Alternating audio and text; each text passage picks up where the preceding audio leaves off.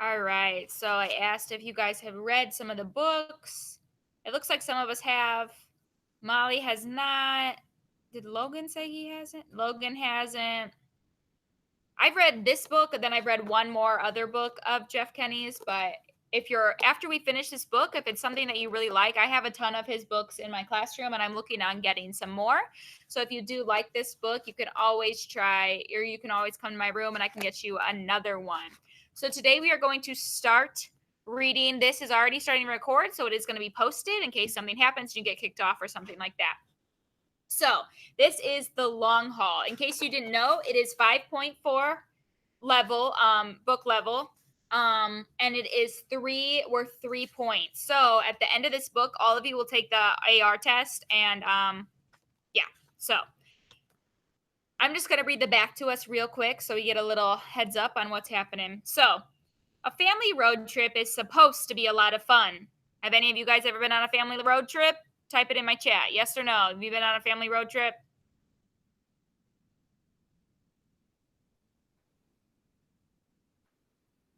Isaac has. Hannah has. Most of us have probably been somewhere, even if it's not that far, even if it's just to Chicago or just to Fort Wayne, something like that.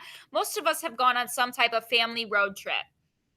Unless, of course, you're the Heffleys. The journey starts off full of promises, then quickly takes several wrong turns. Gas station bathrooms, crazy seagulls, a fender bender, a runaway pig. Not exactly Greg Heffley's idea of a good time. But even the worst road trip can turn into an adventure, and this is one the Heffleys won't forget. So that kind of leads us off. It tells us there's going to be some issues. There's going to be an issue with the gas station bathroom, with a seagull, with a pig. So we definitely know there's going to be some problems.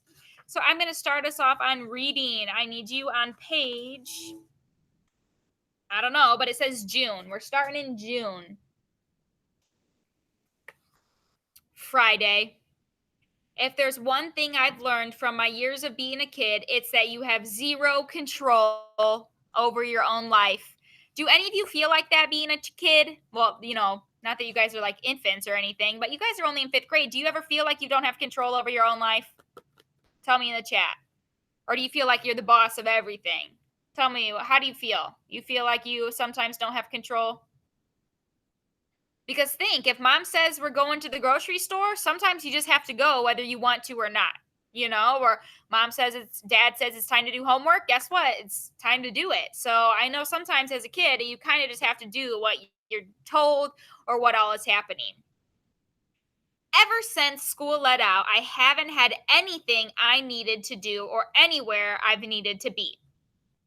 As long as the air conditioner was working and the TV remote had batteries in it, I was all set for a relaxing summer vacation. All right, so Mr. Greg's, he's ready for a chilling summer. He just wants the air conditioner and the TV remote. Mrs. Kneiffel's kind of like that sometimes. Not necessarily during summer break, but sometimes I just want to be sitting in front of the TV. But then out of the blue, this happens. Pack your bags. We're going on a road trip. And who said that? Who said pack your bags, we're going on a road trip? Type it in the chat. Who said it?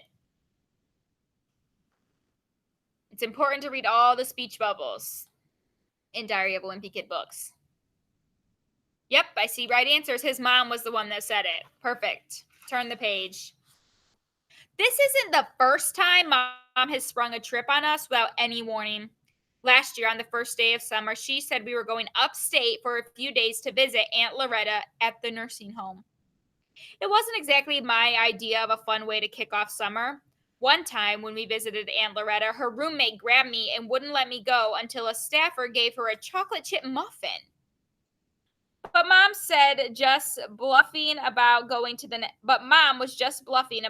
the nursing home. At breakfast the next morning, she told us where we were really going. We're going to Disney World. Me and my brother Roderick were happy because we were both dreading spending the first week of summer playing shuffleboard at the nursing home. But when my little brother Manny heard about the change of plans, he totally lost it. Mom had talked up Aunt Loretta's trip so much, Manny was actually excited to go. So it's kind of backfiring. We ended up postponing our trip to Disney so we could visit Aunt Loretta. You'd think mom would have learned her lesson about surprise trips after that one. I don't know exactly where this trip idea came from because the new issue of Family Frolic magazine came in the mail today. Everyone, take 5 seconds. Mrs. Kneifel just got an email from Mrs. Jones. I should probably check it.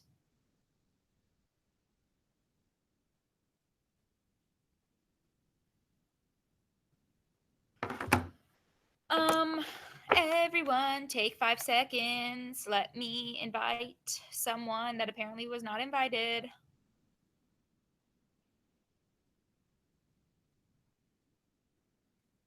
Anyways, personally, I think it'd be much more fun to go to Disney World than to go visit someone in a nursing home. Personally, I mean, unless you really like that person, I guess. But still, Disney World's pretty fun. Oh, okay. Never mind. The person just joined. Hi, Mackenzie.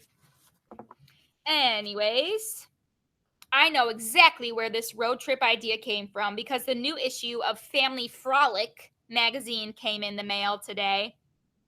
If I had to guess, I'd say 90% of everything we do as a family comes from ideas mom gets from that magazine. And when I saw the latest issue, I knew it was going to get mom's wheels turning. Obviously, it's not mom's. Mom doesn't have wheels. What is he talking about when he says mom's wheels turning? What are we talking about there? Type it in the chat. What wheels are turning?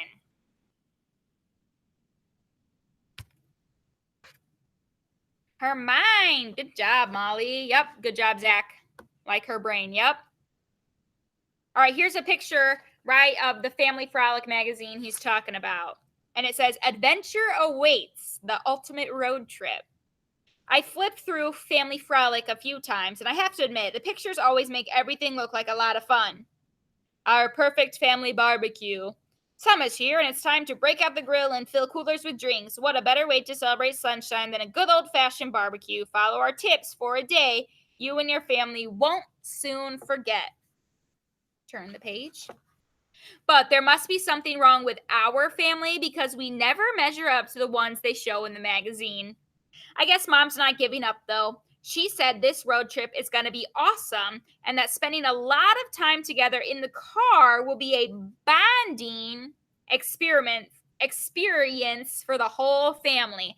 I don't know about you, but I remember when I was a kid, I have two older brothers and being stuck in the car with them for a long time wasn't exactly bonding. It was kind of like a big old mess. So, I don't know how you guys are with your siblings, but spending a long time in the car with anyone can be a lot. I tried to talk her into letting us do something normal, like going to a water park for the day, but mom didn't want to hear it. She said the whole point of this trip is to do things we've never done before and to have an authentic experience. Authentic experience. I thought mom would have looped dad in about her road trip idea, but apparently I was wrong because when he got home from work, he seemed just as surprised as us kids. Dad told mom it was bad time to be away from work and he didn't want to use his vacation days unless he absolutely had to, but mom said there's nothing more important than spending time with your family. Then dad told mom he was really hoping to get his boat out on the water this weekend, and if we went on a road trip, he wouldn't be able to do that. Mom and dad get along pretty well in general, but the one thing that's guaranteed to cause a fight between them is dad's boat. A few years ago, mom sent dad out to get some milk, but along the way he spotted a boat for sale in someone's front yard, and before you knew it, the boat is in our driveway.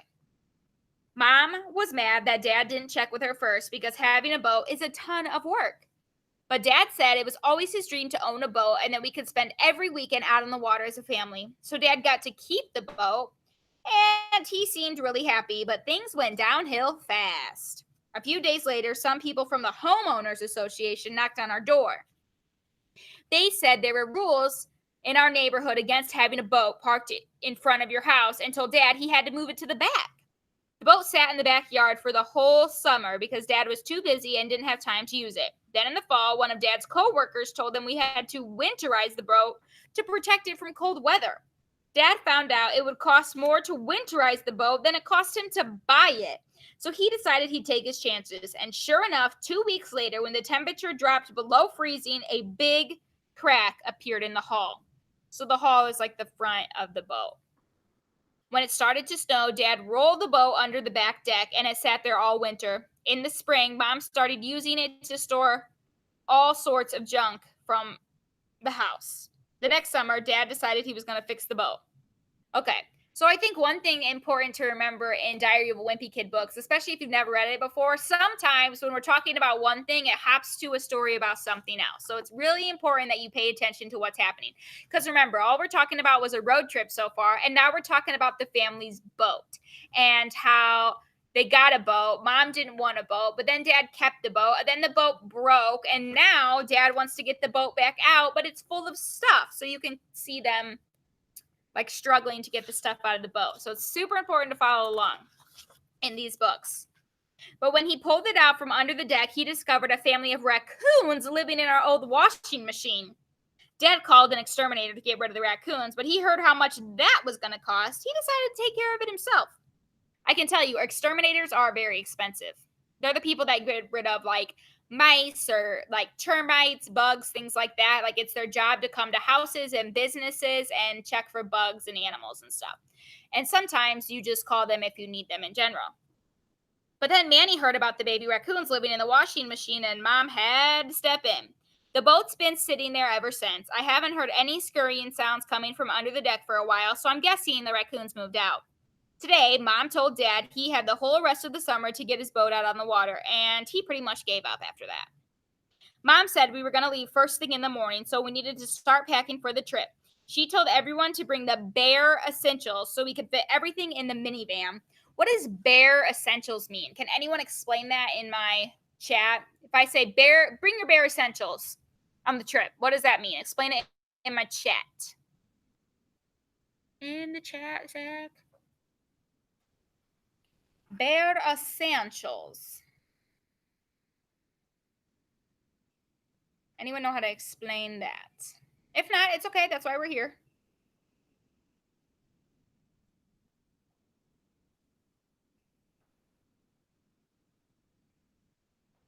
All right, so we seem like we're kind of on the right track. Yeah, it's the most important things. The bare essentials is not very much. It's just exactly what you need. So if you're going on a 3-day trip, Mom's thinking bare essentials. You need 3 outfits and your shoes and, like shampoo and stuff. You don't need your winter coat, then a spring jacket and a ball gown and like 14 bats and baseballs. She wants just what you need because everything has to fit inside their minivan. So you can't bring every single thing you own. So bare essentials is most important, exactly what you need, not too much stuff. But by the time we got all of our stuff in the driveway, it was pretty clear we had a space problem. So looking at that picture, I mean, there's a tennis racket, a cooler, a beach ball, first aid, golf clubs, more tennis balls. Like, there looks like there's a lot of stuff. Mom started going through everything and sorting it into 2 piles, and the things we needed and the things we didn't. Roderick was pretty disappointed when some of his essentials didn't make the cut. Obviously, we're not going to be able to fit the drum set in the minivan, so that's not necessarily essential to a road trip. Mom made me leave a bunch of my small stuff behind, which seems pretty ridiculous considering that Manny's plastic potty was coming along for the ride. Whenever we take a trip that's longer than 15 minutes, Mom brings Manny's potty, just in case. But I get really uncomfortable whenever Manny uses it. Mom wouldn't let me and Roger take any electronics on the trip, even though they barely take up any space. Okay, so there's a silly picture of Mr. Manny using the potty between Roderick and Greg. And no electronics. So, that's what kids love to use these days. Could you imagine if you had to go in the car and Mom wouldn't let you bring your Switch or your phone or your iPod or anything? Road trip, no electronics. That might be boring car ride. You'd have to just read books. But sometimes, I don't know about you guys, but I get car sick if I try to read while in the car. So that doesn't sound like a very fun car trip. Next page. She's always saying kids these days don't know how to socialize because they're constantly got their noses 2 inches from a screen. But I'll tell you this, when I have kids, I'm going to let them play with whatever kind of gadget they want. If you ask me, electronics are a way to keep a family to are the key to family happiness. I don't have any kids, but I do think it's important to have family time. And I think sometimes, I mean, you don't have to agree with me, but I think sometimes it's okay to have electronics because, sometimes we just need them. But then I also think it's important that sometimes you don't have them. Like, maybe a family dinner, you don't have them and stuff because it's important to spend time with your family. But I do think that it's okay to have them. I just don't think it's okay to have them on 24/7. So feel free to agree or disagree. Even after mom went through every single item in the driveway and cut out all the things we didn't need, there was still way too much to fit in the van. I suggested we rent one of those giant recreational vehicles because we could fit all of our stuff in it and have room to spare. A recreational vehicle also means like an RV. So I don't know if you I'm sure you guys have seen them like a camper or an RV. So RVs a camper is one that you like attached to a hitch to your car, and an RV is one that you specifically like the driving. It's like a bus. It's you drive from the vehicle. The way I see it, if you want the whole family to get along, everyone needs their own space. And with one of those souped up RVs, we could spend weeks on the road without even bumping into one another. But mom said RVs are too expensive and they have terrible gas mileage, so that put an end to that idea. Roderick said maybe we could get one of those trailers you tow behind the car, which sounded smart to me.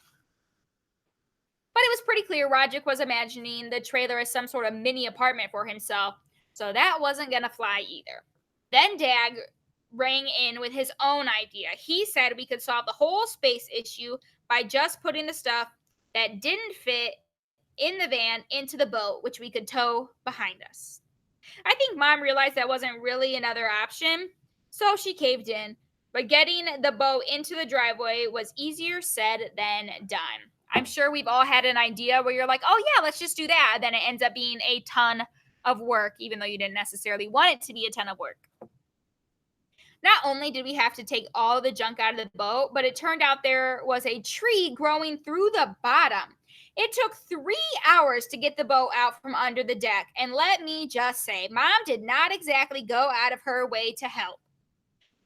And you can see mom and Manny are just playing and blowing bubbles and having a grand old time while the other three are trying to get this boat out. After we got the boat into the driveway, Dad patched up the hole in the bottom and the crack in the hull with some duct tape. I just hope we're not going anywhere near water on this trip. Obviously, duct tape's probably not going to hold that well if they went in a lake with a boat. Because as far as I know, the boat didn't come with any life preservers.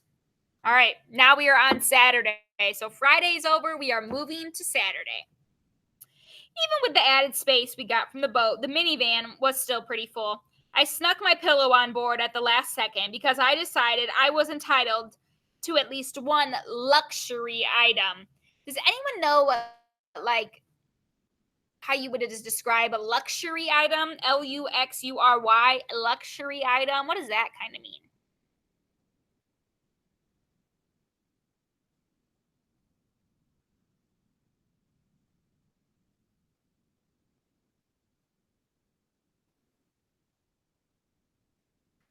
So sometimes luxury items are super expensive. Um, Definitely, but I think in this case, a luxury item was like one nice thing. Even though a pillow probably doesn't like his pillow probably necessarily doesn't cost a lot, but it's something really nice for him in this situation. Like he's considering a luxury item a pillow just so he can actually have something to sleep on. But lots of times when we're thinking luxury items, we're thinking like things that cost a lot. Yeah. I figure Roderick would want to sit in the back of the van because whenever we go anywhere as a family, he likes to stretch out and take a nap. Every once in a while, we'll forget Roderick is even back there. This Easter, we made it halfway through church before Mom realized Roderick never made it out of the van. Back when we had a station wagon, me and Roderick used to sit in the back together in the seat that faced the rear window. But we got in big trouble when we played a practical joke on Mom and Dad. It ended up getting us pulled over by the police. So there's a picture and they're pretending like they're being kidnapped. Super dangerous. Don't ever do that unless you're actually in trouble. Just for the record. If you are ever kidnapped, please find a way to notify someone. But don't ever do that to your parents. That's very serious and the police will definitely get notified. When we get into the van today, Roderick offered me the back seat. Ooh, how odd. Roderick's offering him the back seat when he normally never would, which to me, I would feel really suspicious. I accepted before he could change his mind, but I should have known his offer was too good to be true. Before we pulled out of the driveway, oh, wait, pause before I read that. Why was his offer too good to be true? Looking at that picture. Why is this offer too good to be true? Why did he offer him the back seat instead of the middle? Use the illustration to help you.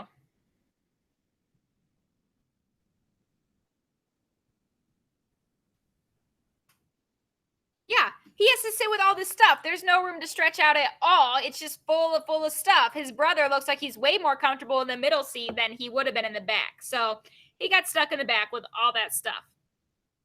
Before we pulled out of the driveway, Mom said we were taking a special guest along for the ride. For a second, I was worried we were picking someone else up because with all of our stuff in the van, they'd have to sit on the roof. But Mom opened her purse and pulled out a piece of paper with a drawing on it. The drawing was Flat Stanley, a character from the book I read in second grade. Has anyone heard of Flat Stanley before? Anyone heard of that? Zach has. Anyone else? Olivia has. Landon has. Okay. Seems like most of you have. It's like this paper character that is in a book, and then you send him places and you tell him like where he traveled and stuff. So apparently they're going to be bringing Flat Stanley along. How nice. Flat Stanley is a boy who gets squashed by the bulletin board, then falls off his bedroom wall in the middle of the night. And when they pull the bulletin board off him, he is as thin as a piece of paper. I thought it was pretty cool that Flat Stanley could fold himself up and get mailed to his grandma's or have his brother fly him like a kite. But I'll tell you this, if Flat Stanley had a brother like Roderick, I guarantee he wouldn't survive a whole day. Oh, look, there's Roderick. He's thinking like, oh, he would shred Flat Stanley through a paper shredder. I really like the book, but it kind of freaked me out too. One thing it did was give me a deathly fear of bulletin boards. Are you sure you don't want the bed? There's lots more comfy. That's okay, you take it. So that's obviously a silly fear, bulletin boards.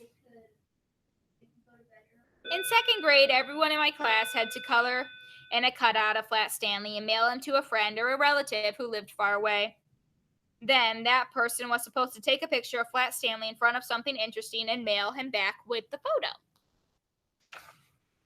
My friend Rowley sent Flat Stanley to a bunch of his relatives and got lots of cool pictures back. Rowley even sent him to his uncle who lives in Asia, and he took a picture of Flat Stanley in front of the Great Wall of China.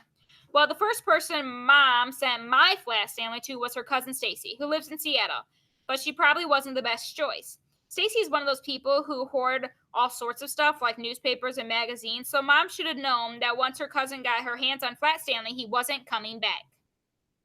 Meh, not going to get Flat Stanley back. How sad. Today, Mom said she was going to take photos of our new Flat Stanley in front of all the cool places we visit and make a scrapbook of our trip. As soon as we get on the highway, she starts snapping pictures, but she's probably a little too eager because her first few pictures weren't exactly keepers. Okay, so those pictures are obviously silly. Like, you know, a random road sign isn't a good thing for Flat Stanley. You'd want to buy like monuments or super cool things, not just a regular tree. We see trees all the time. Same with a cow. We see cows all the time. At least we do. So, you know, that wouldn't be an exciting thing for our Flat Stanleys to be taking a picture with.